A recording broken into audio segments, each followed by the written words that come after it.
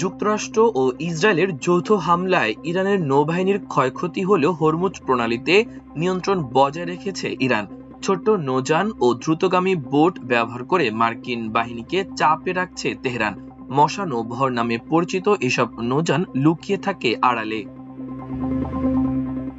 মশা নৌবহর মূলত ছোট দ্রুতগামী ও ক্ষিপ্র নৌকার একটি বহর, যা জাহাজ চলাচলে বাধা দেওয়ার জন্য তৈরি করা হয়েছে। ইসলামিক রেভলিউশনারি গার্ড কোরের মোতায়েন করা এই বহর ইরানের নিয়মিত নৌবাহিনী থেকে আলাদা। উপকূলের গোপন কোন স্থান বা এসব নৌকা থেকে ড্রোন ও ক্ষেপণাস্ত্র নিক্ষেপ করতে পারে আইআরজিসি। এগুলো হরমুজ প্রণালী দিয়ে জাহাজ চলাচলে প্রধান হুমকি হয়ে দাঁড়িয়েছে। টেনেসি বিশ্ববিদ্যালয়ের রাষ্ট্রবিজ্ঞানের অধ্যাপক এবং গার্ডস বিশেষজ্ঞ সাইদ গোলকার বলেন, আইআরজিসি নৌবাহিনী সমুদ্রে অনেকটা গেরিলা বাহিনীর মতো কাজ করে।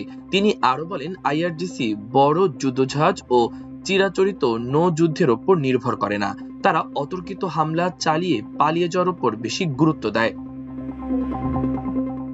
জাতিসংঘের সংস্থা ইন্টারন্যাশনাল মেরিটাইম এজেন্সি জানায়, যুদ্ধ চলাকালীন অন্তত 20টি জাহাজ আক্রান্ত হয়েছিল। বিশ্লেষকদের মতে এই হামলাগুলো সম্ভবত স্থলভাগ থেকে ভ্রাম্যমাণ লঞ্চার থেকে ছোড়া ড্রোনের মাধ্যমে চালানো হয়েছিল, যা শনাক্ত করা কঠিন। 8 এপ্রিল যুদ্ধে 2 সপ্তাহের যুদ্ধবিরতি ঘোষণার পর যুক্তরাষ্ট্রের জয়েন্ট চিফস অব স্টাফের চেয়ারম্যান জেনারেল ডেন কেইন বলেন, ইরানের প্রধান যুদ্ধজাহাজ সহ নিয়মিত নৌবাহিনীর 90% বেশি নৌবহর সমুদ্রের তলদেশে ডুবে আছে। জেনারেল কেইন বলেন, গার্ডস নৌবাহিনীর আনুমানিক অর্ধেক দ্রুতগামী আক্রমণকারী বোটও ডুবে গেছে, তবে ঠিক কতগুলো ডুবে গেছে তা নির্দিষ্ট করে বলেননি তিনি।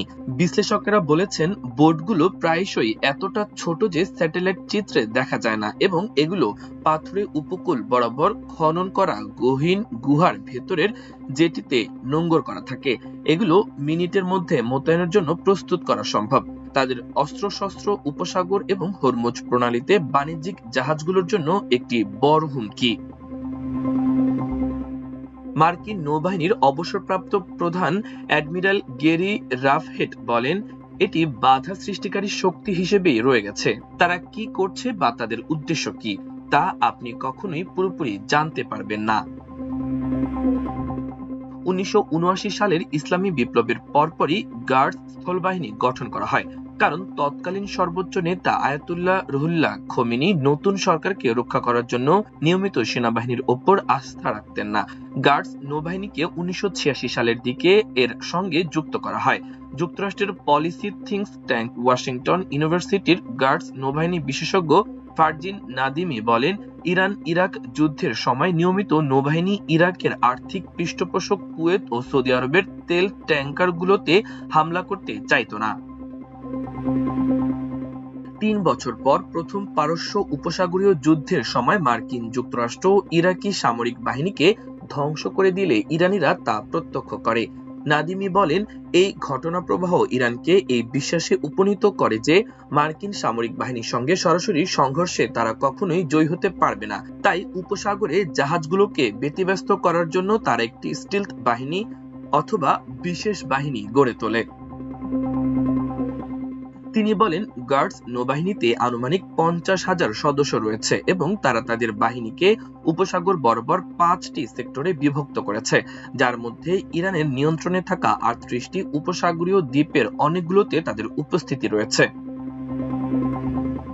সামগ্রিকভাবে তারা আক্রমণকারী নৌকার জন্য কমপক্ষে 10টি অন্তত গোপন ও সুরক্ষিত ঘাঁটি নির্মাণ করেছে। এর মধ্যে একটি হলো ফারুর।